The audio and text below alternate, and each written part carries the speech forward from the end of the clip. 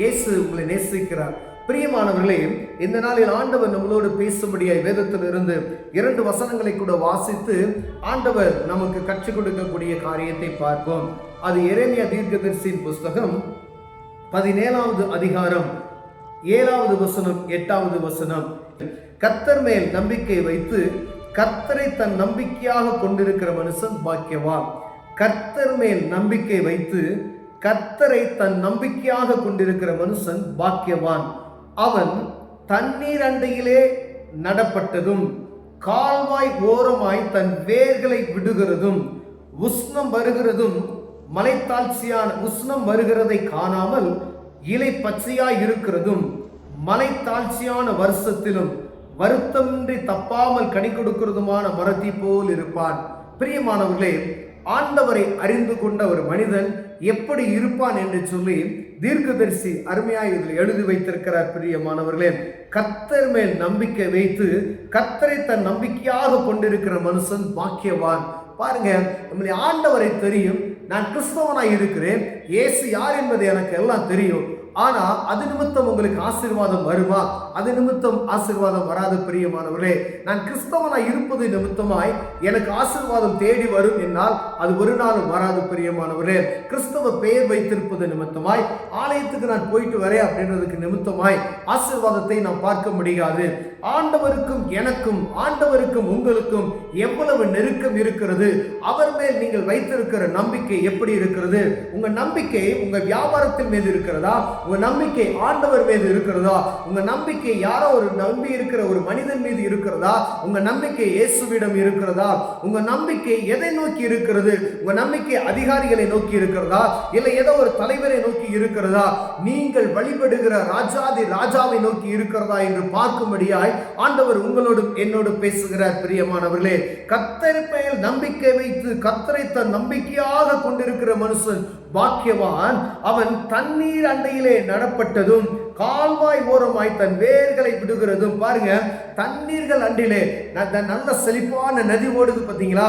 அங்கு நடப்பட்ட அங்கு தண்ணீர் அண்டியிலே நடப்பட்டதும் கால்வாய் ஓரமாய் பாருங்க, தண்ணி ஓடுது பார்த்தீங்களா? ஓடை ஓடுகிற ஓரத்துல வேர் விடுகிறதுமாய் இருக்கிற செழிப்பான மரத்திற்கு, ஒரு செழிப்பான காரியத்திற்கு ஆண்டவர் இது ஒப்பனையாக சொல்லப்படுகிறது. பிரியமானவர்களே, உஷ்ணம் வருகிறதை காணாமல் இலை பச்சையா இருக்குமா? என்ன உஷ்ணம் வந்தாலும் சரி, என்ன எதிர்ப்பு வந்தாலும் சரி, எவ்வளவு தீக்கொளுத்தி போடுகிற நெருப்பை வந்தாலும் சரி, என் இலை பச்சையாய் இருக்கும் என்று, அதை அசட்டை பண்ணாதபடிக்கு எப்பொழுது அது பச்சையாய் இருக்கும் என்று வேதம் சொல்லுகிறது. பிரியமானவர்களே, மலை தாழ்ச்சியான வருஷத்தில் மழையே இல்லை, ட்ரையான வருஷம், காய்ந்து போய் கிடக்கிற அப்படிப்பட்ட சூழ்நிலையிலும் பாருங்க, வருத்தமின்றி தப்பாமல் கனி கொடுக்கிற, வருத்தமின்றி தப்பாமல் கனி கொடுக்கிற மரத்தை போல் இருப்பானா?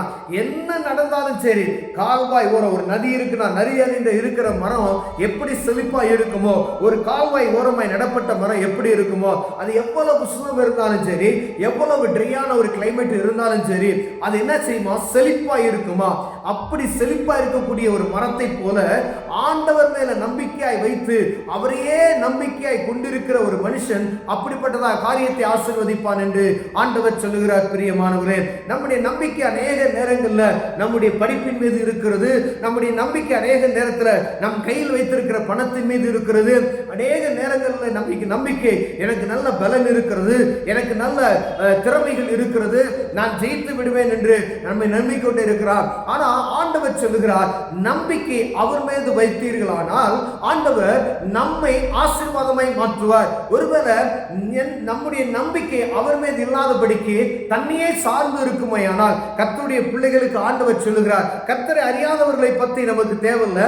கர்த்தரை அறிந்து கொண்டு நீங்க உங்க நம்பிக்கையை நீங்க வேற பக்கம் வைத்திருந்தீங்கன்னா, உங்க நம்பிக்கையை ஒரு ஃபைனான்ஸ்காரன் மேல வைத்திருந்தீங்கன்னா, உங்க நம்பிக்கையை நீங்க ஏதோ ஒரு மனுஷனை நம்பி இருந்தீங்கன்னா, உங்க நம்பிக்கை ஏதோ ஒரு உங்க வேலைக்காரரை நோக்கி இருந்தீங்கன்னா, உங்க நம்பிக்கை வருகிற வியாபாரியை நோக்கி இருப்பீர்களானால் ஆண்டவர் சொல்லுகிறார், வீணாய் விருதாய் போகும். பாருங்க, அவர் மேல் நம்பிக்கையா நீங்க இருப்பீங்கன்னா எப்பையும் கனி கொடுக்கிற செழிப்பான பச்சையா இருக்கக்கூடிய காலத்துல கவராமல் கனி கொடுக்கிற மரத்தை போல் இருப்பீர்கள் என்று வேதம் சொல்லுகிறது. பிரியமானவர்களே, நம்மளை நாமே ஆராய்ந்து பார்ப்போமே. ஆனால் நாம் எத்தனை பேர் ஆண்டவரை சார்ந்து இருக்கிறோம்? வேலை ஞாயிற்றுக்கிழமை சர்ச்சுக்கு போயிட்டு வரோம், அநேக கூட்டங்களுக்கு போயிட்டு வந்துடுறோம், அதோட சரி.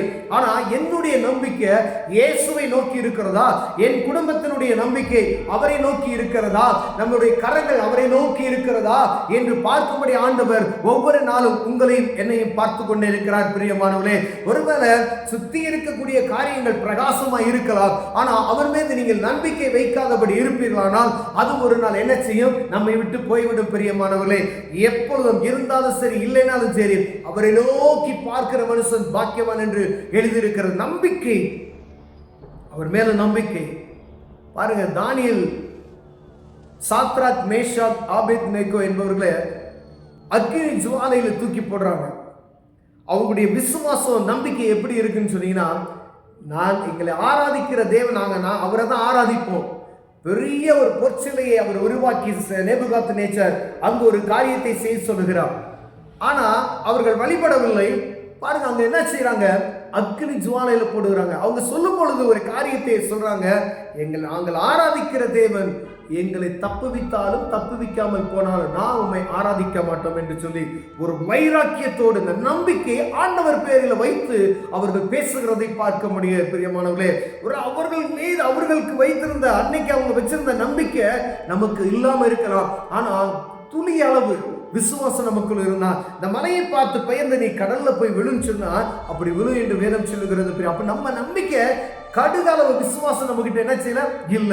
கடுகு அளவு விசுவாசம் இருதயத்தின் ஆழத்தில் இருக்குமையினால் கர்த்தர் நம்மை ஆசீர்வதித்து காக்க வல்லமையுள்ளவராய் இருக்கிறார். பிரியமானவர்களே, காரியம் எப்படி முடிந்தது பாருங்க. 4 பேர் அங்கு உலாவுகிற ஒரு காரியத்தை வேதத்தில் நம்ம வாசிக்கிறோம். அவர்கள் நம்பிக்கையை நிமித்தமாய் அந்த 4வது ஆள் எப்படின்னா, தேவதூதனின் சாயலில் ஆண்டவரை இறங்கி வருகிறார்.